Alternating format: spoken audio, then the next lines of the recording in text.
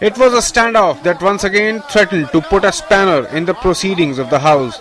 Comments made by Trinamool member Kalyan Banerjee in an election meeting in West Bengal shook the lower house for the second day in running. When Speaker Sumitra Mahajan allowed Kalyan Banerjee to give his statement, it looked like a quick regret will end the matter. But his statement couldn't pacify the frayed tempers in the House. I feel that this speech should not be a subject of discussion in this House. It was not my intention to insult the Honorable Prime Minister, nor was it my intention to disrespect our late Prime Minister Lal Bahadur Shastri ji. The statement, in fact, resulted in angry reactions from the government and even some of the opposition leaders.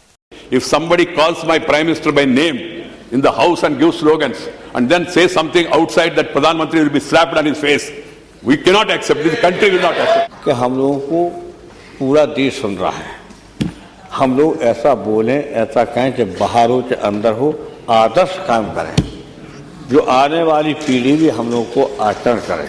Finally, it took a pointed message delivered in a gentle manner by the chair that goaded the member to get up and put the matter to rest for once and all.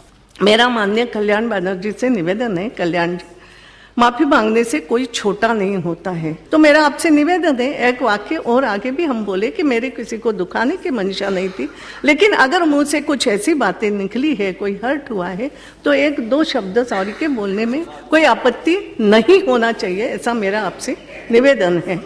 The issue threatened to cast a shadow on the functioning of the parliament even as the government is preparing to pass key economic reform bills. If I hurt anybody's sentiment, I express my regret. Thank you.